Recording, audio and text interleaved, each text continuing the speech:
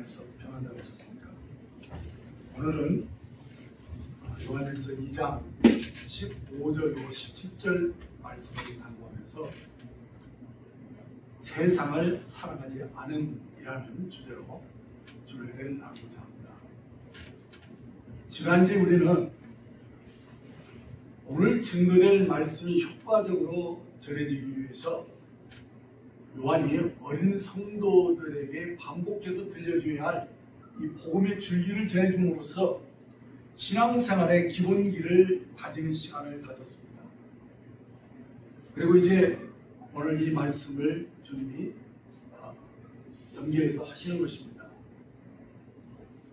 그래서 요한은 이 사귐이 계속 지속되기 위해서 우리가 어떠한 삶을 살아야 하는지를 말씀하고자 오늘 이 말씀을 계시하신 것입니다. 우선 본문 말씀을 읽도록 하겠습니다. 이 세상이나 세상에 있는 것들을 사랑합니다. 누구든지 세상을 사랑하면 아버지의 사랑이 그 안에 있지 아니하니 이는 세상에 있는 모든 것이 육신의 정욕과 안목의 정욕과 이생의 자랑이며 다 아버지께로부터 온 것이 아니요 세상으로부터 온 것이다. 이 세상도 그 정욕도 지나가되 오직 하나님의 뜻을 행하는 자는 영원히 거하느니라. 요한은 이 세상을 사랑하지 말라고 요청하고 있습니다. 그리고 우리 그리스도인들은 지금껏 말씀하신 바대로 하나님을 사랑하고 하나님께서 주신 계명대로 형제를 사랑하는 동시에 이 세상이나 이 세상에 있는 것들을 사랑하면 안 된다라고 권면하고 있습니다. 사실 이 말씀은 평이하고 자연스러운 논조로 들립니다.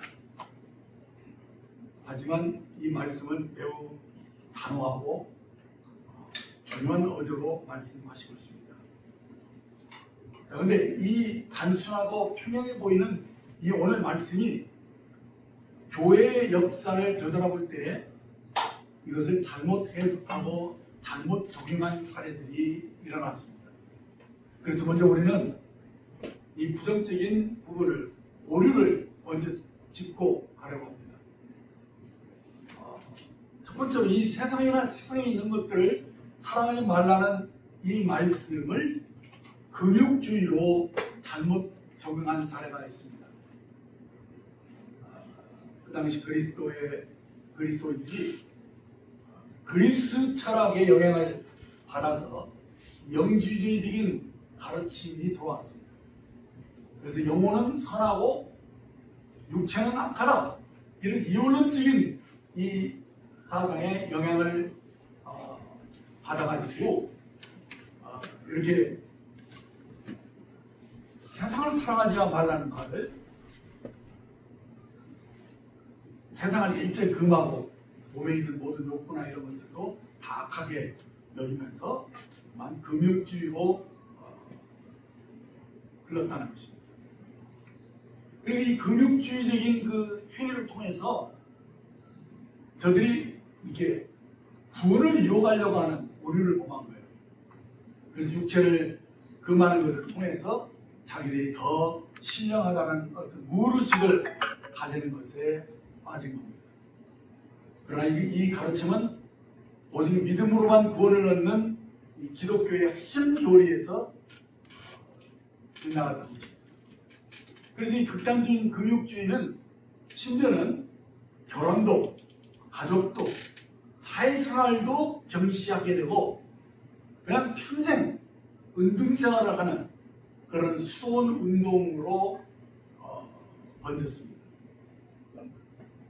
이들은 다분히 이 수도원 생활을 하는 것을 이 금욕적인 생활을 하는 것으로 바꿔가지고 자기들의 그 신앙을 자랑하고 내면적으로 그런 이게 교만하고 유순에 빠진 그런 오류를 범했다는 것입니다. 그래서 그만 이 수도원에 갇혀서 그냥 운동생활을 했기 때문에 주님이 너희가 세상의 빛이고 소금이라는 이 말씀이 저들에게는 무색하게 됐어요. 그래서 세상과 아예 섞이지 않는 그런 삶을 자랑했는데 이것은 빛과 소금이 되라는 주님의 말씀과는 배치된 잘못된 것이었습니다. 그래서 이 금욕주의가 인간의 존엄성을 훼손하고 또 이 기독교의 본질에서 벗어나게 하는 이단 사슬이 되었던 것입니다.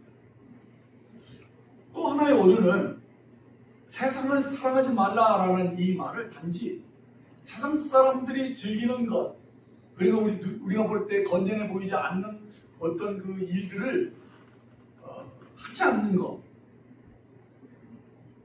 그것이 세속적인 삶을 살지 않는 것이라고 북한에서 이 성경 말씀과는 좀 다른 관점으로 이 말씀을 해석한 것입니다. 예를 들면 그리스도인들은 술, 담배를 하지 않는 사람이라고 보면서 춤추러 다니거나 극장에 가지 않고 도박장에도 가지 않는 것을 세상을 살아가지 않는 것으로 세속화에 물들지 않는 사람으로 보는 그런 사고방식이 된 것입니다. 그래서 우리는 도박하지 않으니까, 우리는 극장에 가지 않으니까 이렇게 자기 자신을 이 세상의 어떤 오락이나 이런 것과는 관계없는 사람이라 여기면서 자기를 신령한 사람으로 생각하는 그런 오류를 범한 것입니다. 심지어는 이 세상의 일에 이렇게 참여하는 정치나 어떤 사회적인 활동하는 것까지도 정제시하고 세속화했다. 그래서 사회활동이나 정치가나 혹은 연예인이나 사업가나 이런 사람들을 좀 세속적인 사람으로 생각하는 그런 잘못된 경향을 가져온 것입니다. 그래서 세상이나 세상에 있는 것들을 사랑하지 않는다는 것을 그런 식으로 생각하는 넌센스를 범했다는 것입니다. 사실 이러한 세속화에 대한 그런 일반적인 견해는 다분히 자기중심적인 사고에서 나온 것들입니다. 내가 자신은 옳고 다른 사람은 틀렸다는 그런 생각에서 자기 방어적인 그런 견해에 불과하는 것입니다. 자, 이렇게 편협한 생각을 이제는 내려놓고 우리는 그러면 과연 무엇이 성경에서 말씀하고 있는 세상을 사랑하지 말라는 말이냐? 이것을 우리들이 살펴봐야 됩니다. 일단 우리 선입견들을 다 내려놓고 성경이 말씀하고 있는 이 세상을 우리가 어떻게 보아야 되느냐, 그 의미를 우리가 심도 있게 살펴보고 또 우리가 어느 영역에서 어느 정도까지 세상을 사랑하고 있는지 자신을 성찰해 볼 기회를 가졌으면 좋겠습니다. 일단 먼저 요한이 전하고자 하는 세상, 이 세상이라는 단어가 어떻게 나왔느냐, 헬라로 보면은 코스모스라고 나와 있습니다. 이 코스모스라는 이 용어의 뜻은 질서 있게 정돈된 장식이나 또 나아가서 우주를 가리키는 말로 사용을 했습니다. 그러니까 이 코스모스라는 단어는 어떤 질서 정연한 어떤 형식을 가지고 잘 정돈되고 배열된 것들을 의미하는 용어예요. 그래서 이것이 문단장을 의미하는 화장품이라는 말로도 이 코스모스가 사용되고 있었습니다. 그래서 이 코스모스라는 단어가 무엇을 우리에게 보여주냐? 하나님이 만드신 질서 정연한 우주, 그것을 의미하는 단어로 지금 여기서 사용되고 있는데, 지금 요한이 말하고 있는 세상이나 세상에 있는 걸 사랑하지 말라는 이 세상은 지금 아담 이후로 아담이 타락해서 결국에는 하나님이 그 질서 정연하게 만드신 우주가 이제는 사단의 지배 아래 들어간 것들을 암시하고 있는 것입니다. 그래서 이 사람이 타락함으로써 이 세상이 사탄의 지배 아래 넘겨졌고, 그 후로 이 세상이 사탄의 지배를 받게 됨으로써 이 세상의 시스템이 이제 타락한 사람을 지배하는 욕망의 도구로 전락했음을 우리에게 말해줍니다. 그래서 이 세상이 마귀에게 구속되고 말았다라고 말씀하고 있습니다. 자, 요한일서 5장 19절을 보시면 또 아는 것은 우리는 하나님께 속하고 온 세상은 악한 자 안에 처한 것이며 라는 이 말씀을 보면 온 세상이 이제 악한 자의 손에 넘겨졌음을 우리에게 말씀해 주고 있습니다. 그래서 이 세상은 하나님을 대적하는 사탄이 장악해버린 이 세상 시스템을 가리키는 것입니다. 그래서 세상에 있는 모든 것들이 이제는 하나님의 대적자인 악한 자에게 속해서 이 사탄에 의해서 움직이는 세상 조직이 되고 말한다는 것입니다. 그러면 이 세상이 악한 자에게 속해 있기 때문에 이제는 세상을 살아가면 마귀에게 구속되어 버리는 그런 결과를 가져온다는 것입니다. 그래서 결국 이 마귀가 하나님 없는 이 세상에서 자기 멋대로 살 수 있는 것처럼 우리에게 말하지만 실제로는 사단의 조직 안으로 들어가서 결국 사단의 종이 되게 만드는 그런 전략을 지금 세상에서 사용하고 있는 것이죠. 그래서 보통 사람들은 하나님과 관계없이 오직 세상과 세상이 있는 것들에만 관심을 가지고 삽니다. 근데 그것이 이 타락한 본성, 그 욕구를 이렇게 지배하기 때문에 이 세상을 사랑하게 되면 결국 마귀에게 더 집착하게 되고 구속되는 이 세속적인 사람으로 전락하고 말기 때문에 요한은 이 부분을 우리에게 사랑하지 말라라고 경계를 내리는 것이죠. 이제 16절 말씀을 보겠습니다. 이는 세상에 있는 모든 것이 육신의 정욕과 안목의 정욕과 이생의 자랑이니 다 아버지께로부터 온 것이 아니요 세상으로부터 온 것이다, 이렇게 말씀해 줍니다.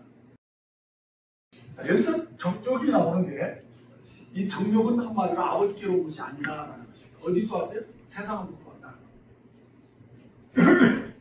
하지만 우리가 이 몸의 욕구를 갖는 것 자체가 잘못된 것은 아닙니다. 왜냐하면 우리가 몸을 가지고 이 땅에 살기 때문에 몸이 필요로 하는 욕구가 있다는 거예요. 예를 들면 식욕, 우리가 막 먹고 싶은 그런 것이 없으면 건강을 어떻게 유지할 수 있겠어요? 또 수면욕, 잠자는 것 말입니다. 그리고 제대로 잠 안 자면 몸이 아주 굉장히 쇠약해지고 어렵죠. 여름이 떨어지고. 그리고 또 성욕도 그렇습니다. 자, 이런 것들이 이 몸에서 일어나는 욕구인데 이건 사실상 당연한 것이죠. 그런데 왜 여기서 육신의 정욕이라는 말로 바뀌어서 이렇게 나오느냐? 이것은 욕구는 정당한 것이지만 그것이 지나치게 되면 이 사단이 충동 속에 들어가는 것이 되면 그것이 죄가 될 수 있다는 것입니다. 그래서 원래 이 아담의 타락으로 몸에 사단이 세력이 다시 들어왔잖아요. 그래서 이 몸의 이 욕구를 사단이 격동시킬 때 그것이 문제가 된다는 거예요. 그리고 격렬한 욕구로 바뀌어지면 그것이 엄청난 죄악을 동반하는 것이죠. 그다음 안목의 정욕이라는 것은 뭐냐? 눈을 통해서 혼에 들어오는 이 격렬한 욕구를 가리키는 것입니다. 그리고 이생의 자랑은 현실생활 물질에 대한 이 헛된 욕망으로 인해서 그것을 자랑하고 그것으로 자기를 높이고 교만해지고 허세를 부리고 과시하는 이런 것으로 전락한 것을 말하는 것입니다. 그래서 우리가 우리 자연스럽게 하나님 주신 소원, 욕구라고 해도 뭐 나쁜 말은 아닌데 그것과 정욕의 차이는 다르게 합니다. 도가 지나치면 그것이 정욕이 되는 것이죠. 고린도서 10장 31절을 보면 세상 물건을 쓰는 자들은 다 쓰지 못하는 자같이 하라. 이 세상의 유행은 지나갑니다 라고 말씀해 주셨을 때 보면 이 세상 물건을 쓰는 건 자연스러운 거예요. 우리가 있어야 되는 것이죠. 근데 다 쓰지 못하는 것처럼 하라는 것은 적당하게, 적절하게 우리가 사용하지 않으면 그것이 정욕으로 바뀔 수 있다는 사실을 우리가 지적하고 있습니다. 그래서 우리가 성령에 이렇게 의해서 할 때는 자제력이 있게 되고 절제하는 사람이 되죠. 근데 여기서 벗어나게 되면 정욕이 된다라는 원리를 말씀 속에서 볼 수가 있습니다. 그래서 우리 마음에 일어나는 그 소원과 또 우리 속에서 일어나는 정욕의 차이를 여러분들이 알 필요가 있습니다. 소원은 하나님이 우리에게 다 자연스럽게 주신 것이고 성경에서는 우리가 소원을 따라서 행하게 하신다고 말씀하십니다. 그러니까 우리가 소원을 따라서 사는 삶은 옳은 것이지만 그것이 지나치게 극단적으로 삶될 때 그것이 정욕에 빠져서 죄를 유발할 수 있다는 것입니다. 그렇다면 이제 육신의 정욕이 무엇인지 더 자세히 보겠습니다. 자, 육신의 정욕은 몸에서 일어나는 격렬한 욕망을 가리킵니다. 사실 아담을 통해서 선과 악의 지식 열매가 사람들에게 유입되면서 우리 몸은 사단의 악한 본성이 우리 속에 주입되었다라고 말합니다. 그래서 사람이 이런 감각적 만족을 추구하는 그런 추한 모습으로 전락하고 만 것입니다. 그래서 마치 먹기 위해서 사는 사람처럼 온통 먹고 마시는 것에만 지나치게 관심을 갖는 사람들이 있음을 봅니다. 저는 식도락을 비난하는 것이 아닙니다. 우리 그리스도인들에게 먹는 즐거움은 대단한 것입니다. 하나님이 우리에게 누리도록 하신 것입니다. 그러나 이것도 지나치게 탐닉하는 것이 있다면 그것이 어려움이 됩니다. 그걸 경계한 것이죠. 그래서 마치만 먹고 마시기 위해서 사는 사람처럼 우리는 살아서는 안 됩니다. 그래서 고린도서 10장 31절에 보면 그러즉 너희가 먹든지 마시든지 무엇을 하든지 다 하나님의 영광을 위해서 하라고 말씀하십니다. 자, 이와 같은 원리를 우리는 성관계에서도 적용해 볼 수가 있습니다. 자, 이 부분에 대해서는 깊이 논하지 않아도 여러분들이 다 압니다. 신문이나 TV를 보면 이 세상은 우리를 정욕으로 살도록 충동하는 것들이 너무도 많은 것을 봅니다. 거의 우리가 보고 있는 이 광고는 먹어보라, 입어보라, 발라봐라, 신어봐라, 사용해봐라. 그러면 행복해질 것이다. 이것이 광고의 의미입니다. 사실 우리들 속에 있는 그 욕구를 충동질하고 있는 것이죠. 그래서 우리가 이 세상에 우리 자신을 너무 많이 노출하는 것이 좋지 않습니다. TV 시청도 적절하게 조절해서 보시기 바랍니다. 무엇이든지 과하면 문제가 되지 않습니까? 그 다음에 살펴볼 정욕은 안목의 정욕입니다. 안목의 정욕은 눈을 통해서 들어온 세상 욕망이 결국 우리의 혼을, 정신을 혼란스럽게 하고 참된 가치로 살지 않도록 만듭니다.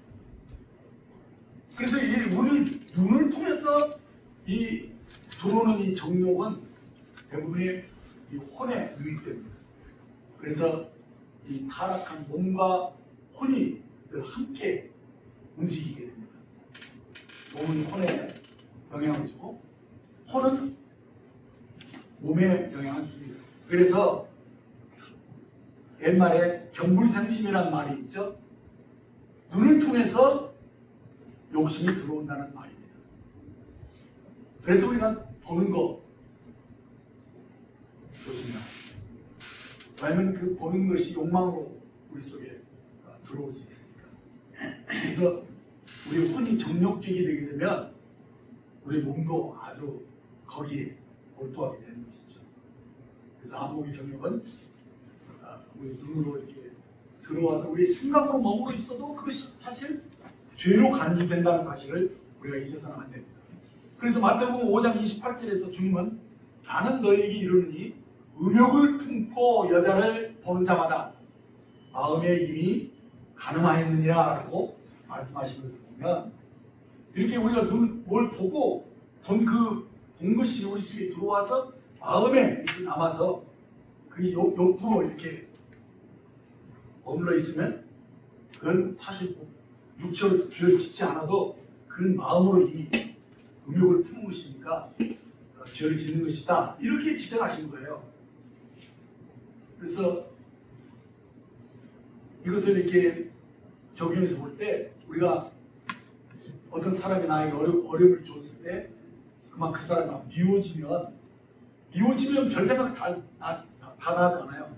그를 욕하기도 하고 저주하기도 하고 그냥 막 분노가 있어가지고 그게 막 이렇게 나쁜 생각도 하게 되는데 그것도 음란한 생각을 품고 죄를 짓는 거나 똑같다는 얘기예요. 그렇죠?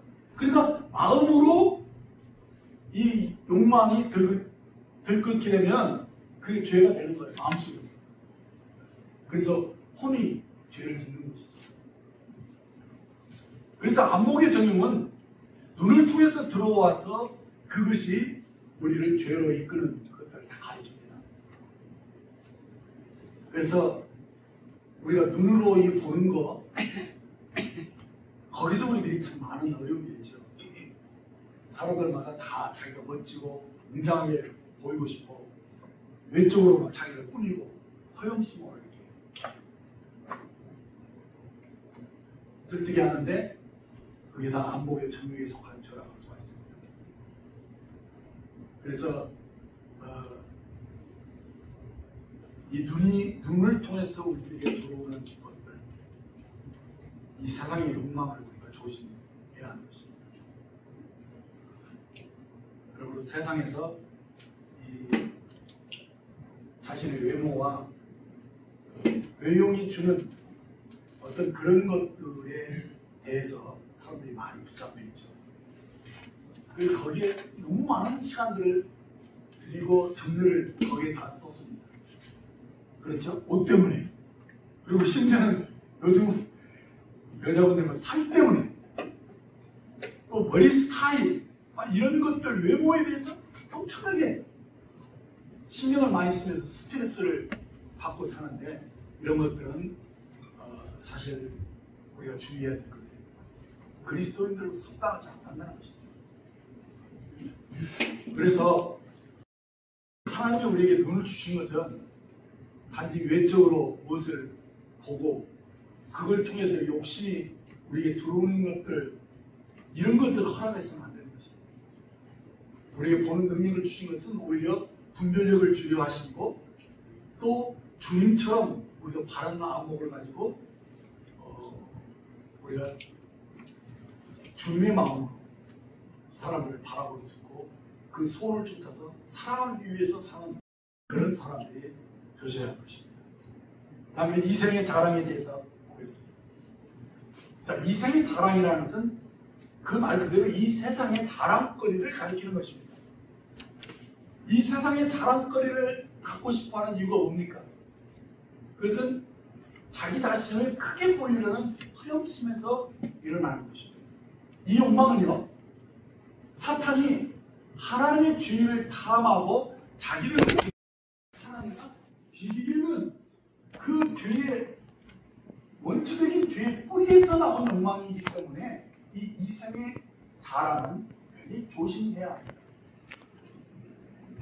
그래서 사람은 누구나 자기를 크게 보이고 높이려는 그런 야망이 있습니다.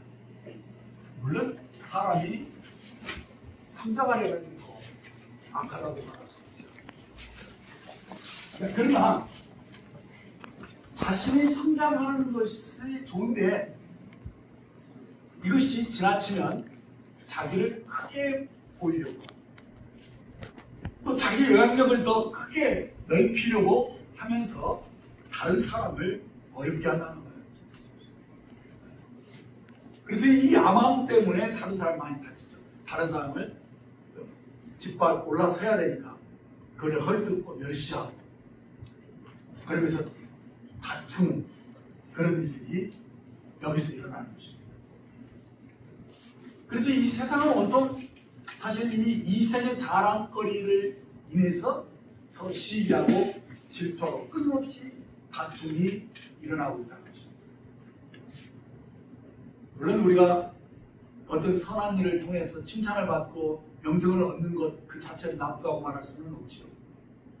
하나님께 칭찬을 받는 것은 아름답고 선한 일이지만 그러나 사람에게 인정받고 높임을 받으려 하는 그런 그릇된 동기가 들어가면 그건 이생의 자랑이 되고 마는 것이죠.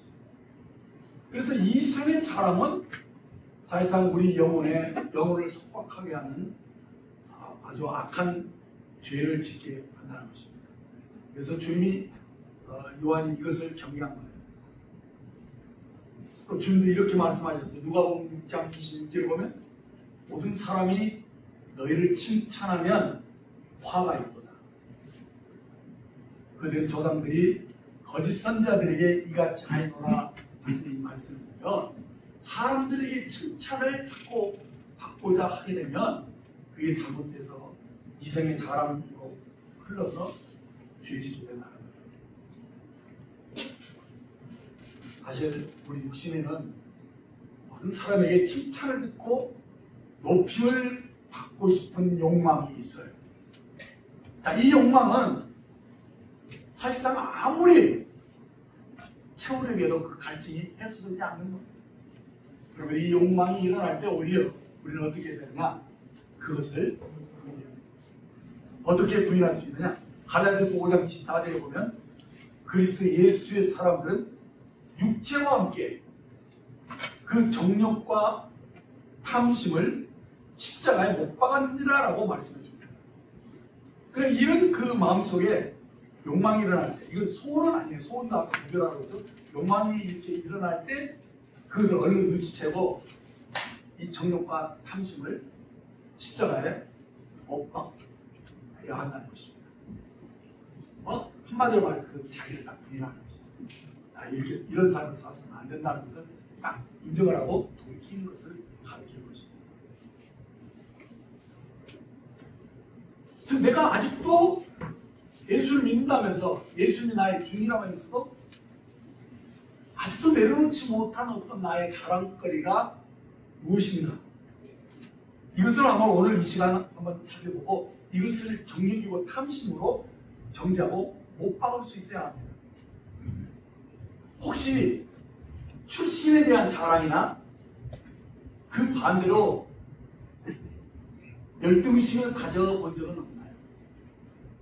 그리고 나는 금수저다 혹은 흑수저다 하는 그런 그 알량한 생각들로 인해서 자랑스러워하거나 아니면 의기소침한 적이 있느냐 이겁니다. 왜냐면 이것이나 저것이나 무엇의식이나 열등의식이나 사실은 다 이생의 자랑에서 나오는 것이죠.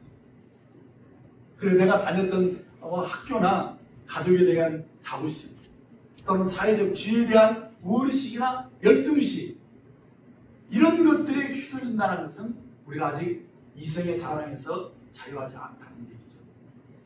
사람들은 다 자기의 영향력을 넓혀서 인정받고 싶은 욕구가 매우 강합니다. 그래서 돈을 버는 이유는 다시 그것이 거의 전부예요. 높은 지위에 올라가고 그러기 위해서 공부하고 성공에 목말라하는 것도 다 이생의 자랑의 한 일환인 것입니다. 그래서 어떻게든 성공해 보려고 하는 것. 그래서 이 세상의 삶의 이유가 이 세상에서 성공하는 것으로 되어 있다면 이 사람은 어쩌면 아직 주인이 바뀌지 않은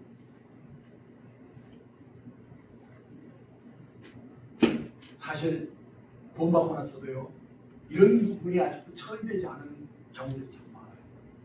심지어 저 같은 경우도요 이런 허접한 욕망이 내 속에서 막 가끔 이렇게 나를 유혹하고 흔드는 것을 보게 돼요.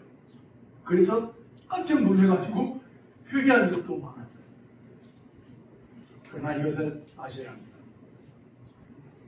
그 어떤 위대한 일을 했어도 거기에 자기가 조금이라도 섞여 있다면, 자기를 거기서 자기 영광을 취하는 것이 나타난다면 그것은 결국 하나님의 영광이 되지 않는다는 것입니다. 하여튼 돈 받고 났을 때 이 부분이 엄청 우리를 집요하게 괴롭힙니다. 자기가 다 죽었다라고 몇 번이고 고백했는데도 불구하고 어느새 그냥 자기가 좀 크게 보이려고 그런 욕망이 꼭 들어가서 올라오기 때문에 깜빡 속아요. 주님을 위해서 막 열심히 해도 그 속에 자기가 숨어 있어요. 이게 얼마나 정말 힘든 일인지 모릅니다. 그래서 깨어 있어야 돼요. 네. 거기에 자기가 크게 보이려고 하는 이 거짓 자아에 그만 우리들이 넘어지면 참 그렇습니다. 다 세상 사람이나 우리나 어쩌면서 그런 부분에서 깨끗하지 못하죠. 부자가 되고 성공의 벌을 받는 거 다 부질없는 인생의 자랑이 아니겠습니까? 이것이 우리의 삶의 이유나 목표가 될 수 없다는 것입니다. 심지어 교회 안에서조차도 영적인 축구보다는 자기 안에 있는 생명으로 사는, 주님을 드러내는, 주의 영광을 위해 사는 이런 것이 아닌 다른 것에 마음이 빼앗겨 있습니다. 그래서 자기 지식이나 또 학력이나 심지어는 은사를 가지고 자기 영향력을 키우려고 하고 그걸 가지고 은근히 교만한 마음을 갖고 있다면 그것이 이생의 자랑에서 나오지 못한 것입니다. 부끄러운 것이죠. 아직도 자기 영광을 구하고 자기를 추종하게 하려는 그런 사람이 나타나면 교회는 편당하고 휘둘리게 됩니다. 그리스도의 몸이 나눠지게 되는 것이죠. 그것이 초대교회나 또 고린도전서 보고 다 그런 일이 나와요. 사람을 쫓아가는 거예요. 이것은 그리스도의 머리 되심을 부인하는 그런 굉장히 무서운 죄가 된다는 것을 인식해야 됩니다. 그래서 요한복음 15절 16절에서 이 세상이나 세상에 있는 것들을 사랑하지 말라. 누구든지 세상을 사랑하면 아버지의 사랑이 그 안에 있지 아니하니. 이 세상에 있는 모든 것이 육신의 정욕과 안목의 정욕과 이생의 자랑이니 다 아버지께로부터 온 것이 아니요 세상으로부터 온 것이다 라고 경계하신 것입니다. 그래서 이 세 가지 중에서 사실 이생의 자랑이 가장 해로운 것입니다. 왜냐하면 육신의 정욕은 우리 몸에서 일어나는 것이고 또 안목의 정욕도 우리 속의 욕망이 눈을 통해서 들어오는 것이기 때문에 어느 정도는 그 죄가 그냥 드러납니다. 그래서 누구나 알게 돼요. 그런데요, 이 이생의 자랑은 우리 영성에 해를 끼치기 때문에 잘 눈에 띄지도 않아요. 그래서 자기가 그 이생의 자랑에 걸려있는데도 불구하고 그것을 자기가 죄인지를 모르고 있는 거예요. 왜요? 그 죄는 내 속에 내밀한 것이 있기 때문에. 그래서 육신의 정욕은 어느 정도 드러나기 때문에 쉽게 건져질 수도 있지만 눈에 띄지 않는 그리고 마음속에 품어있는 그런 것, 그러기 때문에 영적인 죄이기 때문에 어려워요. 심지어는 죄의식도 느끼지 못하고 있다는 거예요. 아니, 우리의 이생의 자랑은요, 남들에게 인정을 받고 영향력이 있고 인기가 있기 때문에 오히려 사람들이 부러워하기 때문에 전혀 자기가 죄라고 생각하지 않고 그 교만한 위치에 딱 앉아가지고 주님의 영광을 갑니다. 죄로 여기지 않아요, 사람들이. 자기가 그렇게 대접받는 것을 하도 당연한 것처럼 여기게 되고요. 그래서 이생의 자랑을 회개하거나 자백하는 경우는 그리 흔치 않아요. 그래서 무섭다는 거예요. 그래서 이 이생의 자랑은 우리의 영성에 커다란 해가 되고 무서운 죄로 결국은 유명한 목사님도 그래서 넘어지는 거예요. 그렇습니다. 육신이 되는 누구나 알고 비난을 당하고 그래서 고칠 수 있지만 이생의 자랑은 시기의 대상은 될지언정 누가 비난하지 않기 때문에 자기 출신이나 학력이나 재력이나 은사를 가지고 자기가 높은 자리에 앉았어도 그것을 죄로 여기지 않아요. 그리고 그것을 깊이 회개하는 사람들이 많지 않다는 거예요. 그래서 영적으로 더 많은 타격을 주고 더 큰 어려움을 받습니다. 사실 이생의 자랑은요, 자기를 높이는 것이기 때문에 얘는 결국 자기 왕국을 세우려는 것이기 때문에 이 거짓자를, 이 육신이 거짓자가 되는 이 육신의 이 거짓자를 숭배하는 죄를 짓는 것이기 때문에 이건 굉장히 무서운 거예요. 그래서 우리 속에 깊이 은밀한 곳에 숨어있는 것이기 때문에 깊이 회개하고 그것을 깨끗게 해야 할 필요가 있습니다. 고린도서 3장 5절을 보면 그러므로 땅에 있는 지체를 죽이라 곧 음란과 부정과 사욕과 악한 정욕과 탐심이니 탐심은 우상 숭배니라 라고 말씀해 주는데 이 말씀이 보면요, 육신의 정욕과 안목의 정욕 그리고 이상의 자랑까지를 땅에 있는 지체 속에서 다 나오는 것이기 때문에 이 원천적으로 땅에 있는 지체를 죽여야 된다는 거예요. 결국 어디까지 가느냐? 우리 속에 숨어있는 우상 숭배까지 여기다 속해요. 특히 이생의 자랑이 우리 속에 있는 탐심과 우상 숭배라는 사실을 여기서 지적하고 있습니다. 그래서 이것은 원천적으로 내가 예수님을 나의 구주로 영접했을 때 나의 옛사람이 주님과 함께 십자가에 이미 죽었다라는 이 사실을 확실히 인정하고 믿는 것이 분명히 돼야 됩니다. 그래서 이것을 근거로 해서 우리가 진정으로 주인이 바뀐 사람이라고 인정할 때 우상이 깨지는 거예요. 주님이 나의 진정한 주인이 되려면 내가 죽어야 돼요. 이 거짓자가 십자가에 못 박혀야지만이 그때부터 내 안에 계신 주님이 나를 통해서 나타나실 수가 있어요. 이건 참 중요한 일이에요. 그래서 우리가 몸을 갖고 있는 한 해는 이런 육신의 정욕과 이성의 이 암호기능이나 이성의 자리에서 자유로울 수는 없어요. 이 땅에 사는 동안에는.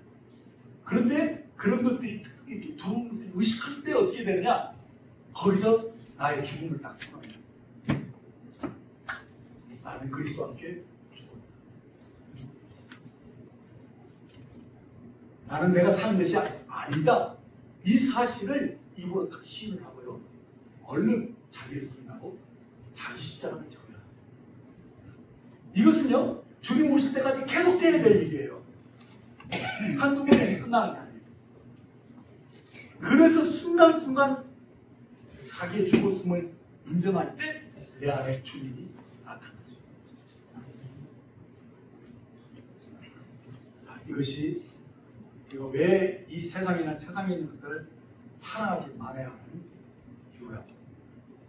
본문 15절을 다시 보겠습니다. 이 세상이나 세상에 있는 것들을 사랑하지 말아야. 누구든지 세상을 사랑하면 아버지의 사랑이 그 안에 있지 아니하니라고 말씀하신 이 이유를 우리들이 분명하게 보셔야 됩니다.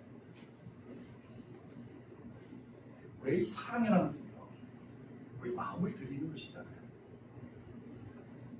그래서 이 사랑은요, 양이 필 수 없다는 거예요. 이게 동시에 세상과 하나님을 동시에 붙잡을 수 없다는 사실이죠. 그래서 주님은 마태복음 6장 24절에서 한 사람이 두 주인을 섬기지 못할 것이니 혹 이를 미워하고 저를 사랑하거나 혹 이를 중히 여기고 저를 경히 여깁니다. 너희가 하나님과 재물을 겸하여 섬기지 못합니다. 라고 말씀하셨어요. 그래서 이 말은 돈이요 하늘의 자리를 대신합니다. 그만큼 굉장히 힘이 있어요. 그래서 이 돈에 대해서 정말 잘 못 박히지 않거든요. 아주 교묘하게 하나님을 사랑하는 것처럼 다 보여도 결국은 돈에 의해서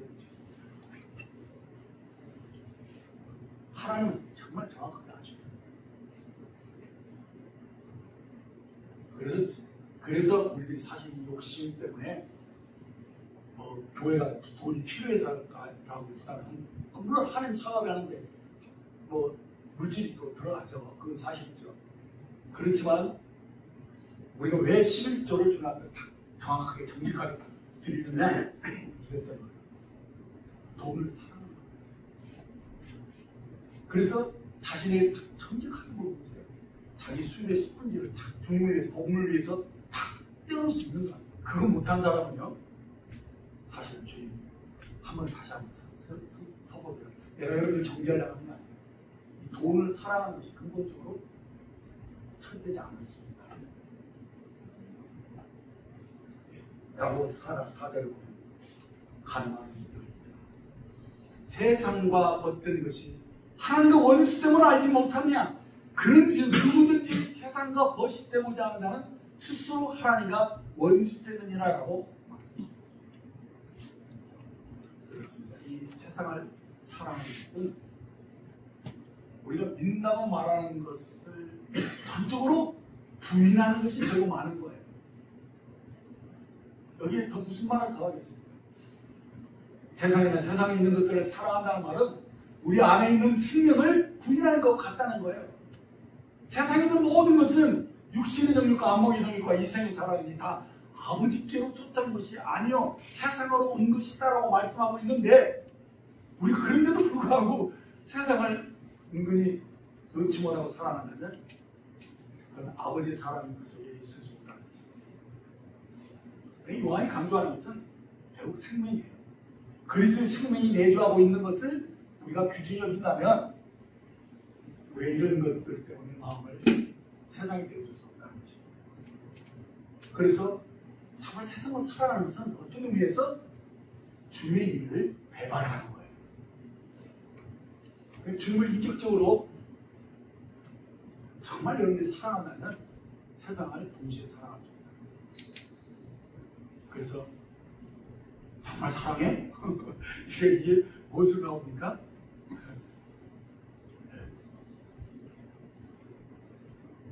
주님을 배반하지 마십시오. 이 기회에 우리 주님이 어떠하심을 한번 이렇게 묵상을 필요했어요. 주님은 육신의 죄를 한 번도 짓지 않으십니다. 외적으로 자신을 드러내 보이려고 허영심에 잡혀서 사신 적이 없습니다. 주님은 온유하고 겸손하신 분이고 이 세상에 천박한 어떤 사치를 내세우고 외적으로 자기를 드러내려고 하신 적이 없습니다.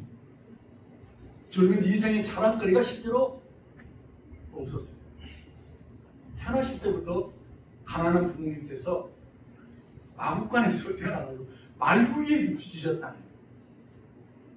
그리고 그는 공생의 전까지 목수로 사셨어요. 성령의 기름 부음이 그에게 부어져서 공생애가 시작됐을 때 그의 삶은 온통 병들고 가난한 자들을 섬기기 위해서 사셨던 것입니다. 주님의 가르침을 보면 산상수훈에 마태복음 5장 3절 6절 보면 심령이 가난한 자는 복이 있나니 천국이 그들의 것입니다. 애통한 자는 복이 있나니 그들이 위로를 받을 것입니다. 온유한 자는 복이 있나니 그들이 땅을 기업으로 얻을 것입니다. 의에 줄이고 목마른 자는 복이 있나니 그들이 배부를 것이며 라고 이 산상수훈의 가르침을 보면 사람들은 너나 할 것 없이 모두가 부자가 되고 강한 자가 되기를 원하고 그것이 저들을 행복할 것이라고 생각하고 있었거든요. 지금도 그래요. 근데 주님은 이 정반대로 말씀하셨어요. 실제로 가난한 자로, 온유한 자로 사시면서 가난한 자가 보인다고, 온유한 자가 땅을 찾아낸다고 말씀하신 거예요. 그러면서 주님이 그 놀라운 기적을 베푸시는 그런 삶을 사셨지만 주님은 한 번도 교만하거나 거드름을 피우지 않았습니다.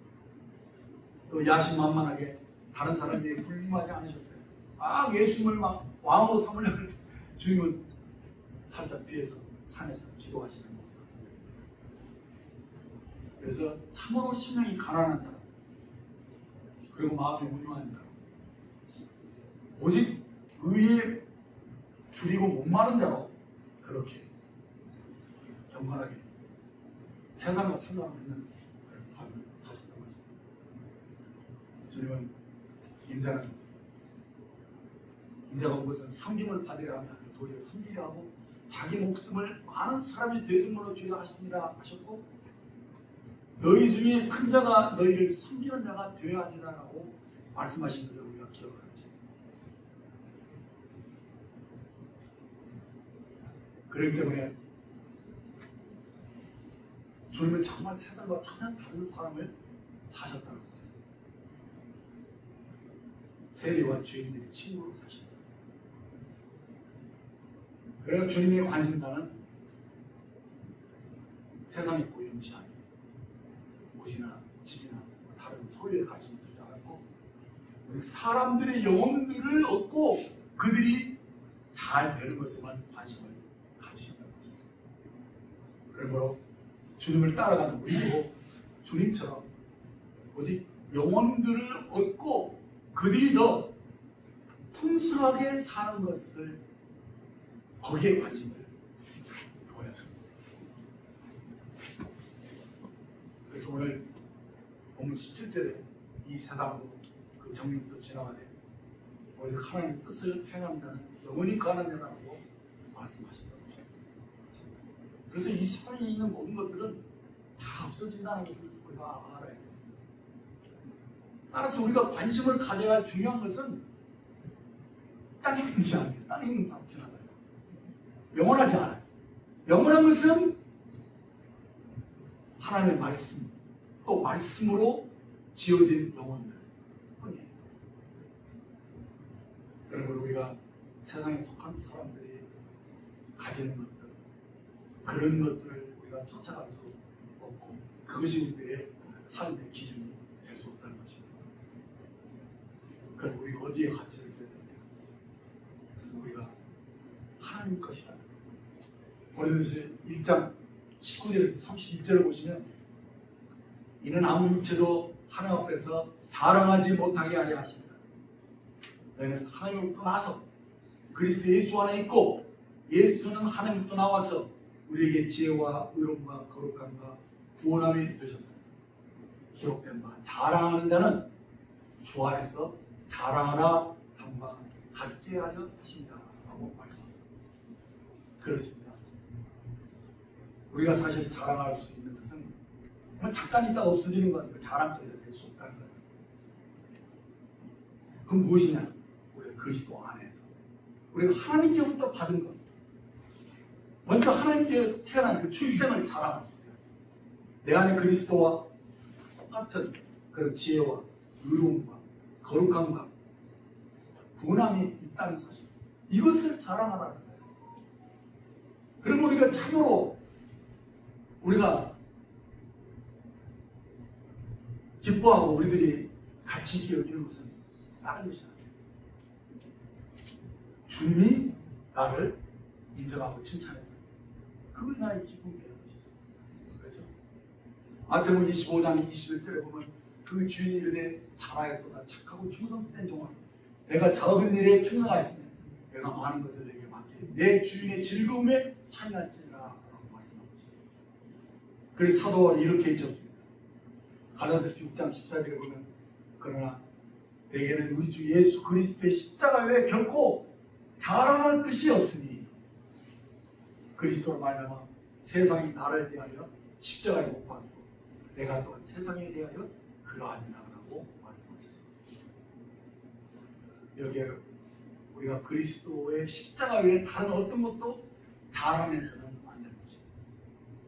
우리의 출신도, 우리의 외모도, 우리의 지식이나 부유함도, 사회적인 지위도, 다른 어떤 것도 자랑해서는 안 되는 것입니다. 그런데 사람들은 왜 아직도 십자가 외에 다른 것들을 사랑하고 자랑하는 것이냐? 그것은요, 그리스도 외에 다른 것에도 뭔가 위로를 받을 수 있고 그것이 나를 건져주리라고 막연하게 생각하고 있는 것 때문에 그래요. 이 말은 아직도 그가 이 구원의 진리를 정확하게 모르고 있을지도 모릅니다.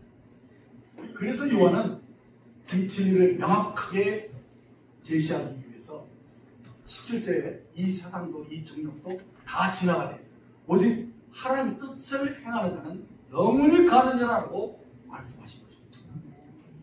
사람들이 아직도 이 세상에 있는 것들의 애착을 가지고 있어요. 왜 그런 겁니까? 그 종말의 허망을 직면을 당하기 때문에 이 세상에 속한 것들 다 지나가버려요. 오직 영원한 것은 하나님 뜻대로 사는 것뿐입니다. 이들만이 죽어도 다시 사는 영생을 가졌기 때문에 베드로서 1장 24절 25절에 보면 그러므로 모든 육체는 풀과 같고 그 모든 영광은 풀의 꽃과 같으니 풀은 마르고 꽃은 떨어지되 오직 주의 말씀은 세세토록 있도다 하였습니다.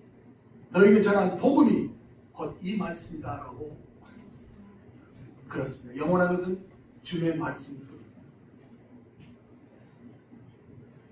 여러분 중에 누가 외모의 자부심을 가진 분이 있습니까? 화무시미록이라는 말이 있죠. 열을 부른 꽃이 없다는 말이에요. 다 늙고 수척해질 수밖에 없습니다. 그래서 아무도 그 육체를 자랑하지 못한다는 것입니다. 육체는 다 시들고 없어집니다. 덧없는 것입니다. 그래서 이 덧없는 것에 영광을 구하는 것은 어리석은 그러므로 우리가 진리를 알고 있는 우리가 이제 어디서 무엇을 소망을 두고 살아야 하는 것입니까? 우리 그리스도 안에서 새 생명을 가진 새로운 피조물입니다. 자, 여기에 제가 7가지 우리 가치를 제가 꼭 적어놨습니다. 첫째는 내가 그리스도 안에 새로운 피조물이라는 것입니다. 이것이 우리의 자랑입니다. 이 진리만으로 기뻐할 수 있어요. 그래서 이제 우리 영원한 왕국에 들어와 사는 하나님의 자녀, 진정한 행복자라는 사실. 우리 행복이 바로 우리가 그의 왕국 안에 있다는 사실입니다. 우리는 이 진리를 믿기 때문에 하나님의 뜻을 행하는 자가 되고 싶습니다. 그래서 자신의 영광만을 위해서 사는 것이 아니라 우리는 주의 말씀이 영원하다는 것을 믿기 때문에 이 든든한 기초 위에 우리 영원한 거처를 세우는 자입니다. 나무나 집이나 풀이 아니라 금이나 은이나 보석으로 영원한 처소를 짓는 자입니다. 그리고 마침내 우리가 주님과 얼굴과 얼굴을 대면하시고 우리의 모습이 주의 형상과 일치된 것을 기뻐하고 주의 은혜를 찬미하며 영광을 주님께 돌리는 자들이 되는 것입니다. 기도하겠습니다. 사랑하는 주님, 저희를 깊이 가운데로 부르시고 하나님의 자녀로 구속함을 입은 새로운 피조물이 되게 하신 것을 감사드립니다. 저희 안에 하나님의 왕국이 시작되었사오니 이제 저희를 통해서 주님의 사랑과 그 기이한 빛이 드러나게 하시고 저희를 통해서 이제 많은 사람들이 생명을 접하고 구원받는 일들이 나타나기를 갈망합니다. 하오나 우리가 아직도 이 세상에 몸을 가지고 살고 있기 때문에 자체 깨어있지 않으면 얼마든지 이 세상을 사랑하는 자, 육신의 정욕과 안목의 정욕과 이성의 자랑으로 전락될 수 있는 자인 것을 저희들이 잘 압니다. 그러므로 저희들이 근신하고 깨어있기를 원합니다. 언제나 내가 육신에 있지 않고 영에 있음을 의식하면서 생명과 성령의 법으로 사는 성령이 충만한 사람이 되기를 원합니다. 주님 주신 소원을 따라서 성령이 이끄시는 그 은혜를 따라서 우리가 열매를 맺는 저들이 되기를 원합니다. 우리 마음 중심에서 주님을 사랑하고 이 거짓자의 육신이 나타나지 않도록 날마다 자기를 부인하고 자기 십자가를 지는 그러한 충성된 삶을 살아갈 수 있도록 저희를 붙잡아 주시고 늘 기도 가운데서 성령의 충만한 삶을 영위할 수 있도록 도와주옵소서. 감사합니다. 주님 오실 날 얼마 남지 않은데 주님과 동행하는 저희들이 되기를 간구합니다. 감사를 드리며 우리 주 예수님의 이름으로 기도했습니다.